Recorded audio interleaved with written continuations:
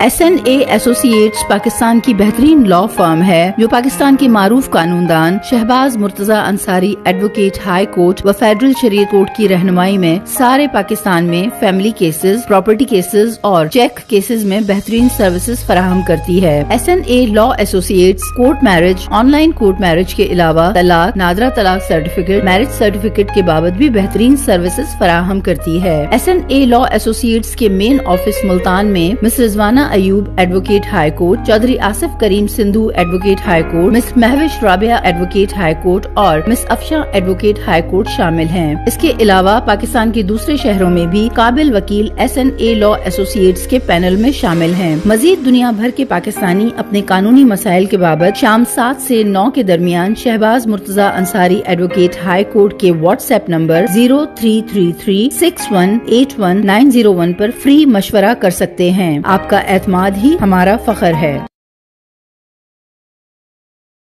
दुनिया ने तजर्बात व हवादस की शक्ल में जो कुछ मुझे दिया है वो लौटा रहा हूँ मैं।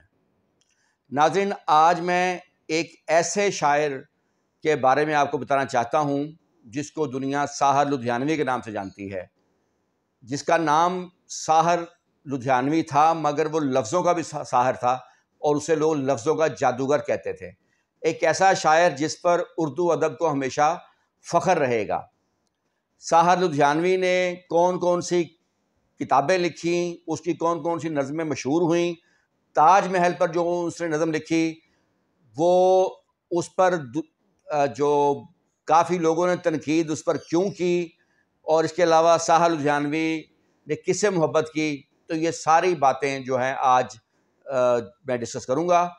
अगर आप लोगों ने अब तक मेरे YouTube channel Shahbaz Murtaza Ansari advocate को सब्सक्राइब नहीं किया तो काइंडली सब्सक्राइब करें, लाइक करें और दोस्तों में शेयर करें ताकि उनको मेरी वीडियोज़ मिलती रहें। साहर लुधियानवी ने 16 साल की उम्र में ही शायरी शुरू कर दी थी। साहर लुधियानवी के वालिदैन जो थे वो रिच फैमिली से तल्लुक़ रखते थे और ज़मींदार घराने से थे, लेकिन साहर लुधियानवी के वालिदैन का शुरू में ही आपस में जो इख्तलाफात थे, जिसकी बिना पर साहर लुधियानवी भी को अपने वालिदैन के अच्छी फैमिली से होने का समर ना मिल सका और साहर ने बचपन से ही महरूमियाँ और दुख तकलीफ़ें जो देखी, क्योंकि उसके वालिदैन की आपस में नहीं बनती थी, तो इसलिए साहर भी इन तमाम मसाइल का शिकार हुआ। साहर लुधियानवी ने फ़िल्मी गीत भी लिखे। पाकिस्तान से इंडिया साहर लुधियानवी चले गए थे और उन्होंने जो मशहूर किताबें लिखी हैं उनमें तलखियाँ, कभी कभी, आओ के कोई ख्वाब बुने, गाता जा रे बंजारा, ये उनकी जो मशहूर थी वो किताबें थीं जो उन्होंने लिखी। इसके अलावा जो उनकी वैसे तो उनकी तमाम शायरी ही बड़ी अहम शायरी है और सादा अल्फाज में गहरी बात करने का हुनर वो जानते थे। उनकी शायरी में मुश्किल अल्फाज नहीं होते थे, लेकिन कमाल की शायरी वो करते थे और मोहम्मद रफ़ी पर उनके बेशुमार गाने जो है फिल्माए गए। उनके जो मशहूर गीत हैं उनमें ये दुनिया अगर मिल भी जाए तो क्या है, इसके अलावा मैं पल दो पल का शायर हूँ, पल दो पल मेरी जवानी है, कभी कभी मेरे दिल में ख्याल आता है, और इसके अलावा मशहूर ज़माना जो उनका गीत था, चलो एक बार फिर से अजनबी बन जाएं हम दोनों, और इसके अलावा जो उनकी नज़म थी ताज महल, एक शहनशाह ने दौलत का सहारा लेकर हम गरीबों की मोहब्बत का उड़ाया था मजाक। तो ताज महल पर जो नज़म लिखी थी उन्होंने ताज महल के नाम से, ये बहुत ज़्यादा मशहूर हुई थी।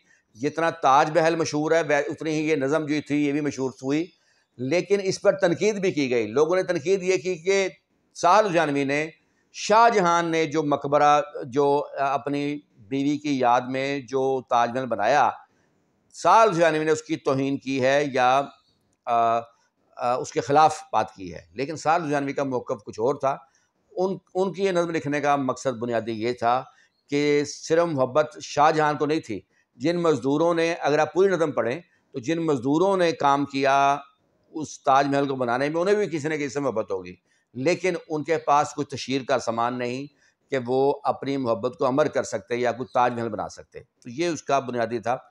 लेकिन जो दिलचस्प बात वो ये है कि जब ताजमहल नज़म लिखी थी साहर लुधियानवी ने, तब तक साहर लुधियानवी ने ना तो कभी आगरा गए थे, ना कभी ताजमहल देखा था। तो बग़ैर देखे ही उन्होंने नज़म लिखी थी और कमाल लिखी थी, जो कि दुनिया भर में जो मशहूर हुई। अच्छा, इसके अलावा अमृता प्रीतम एक बड़ी मशहूर शायरा थीं बरसग़ीर की।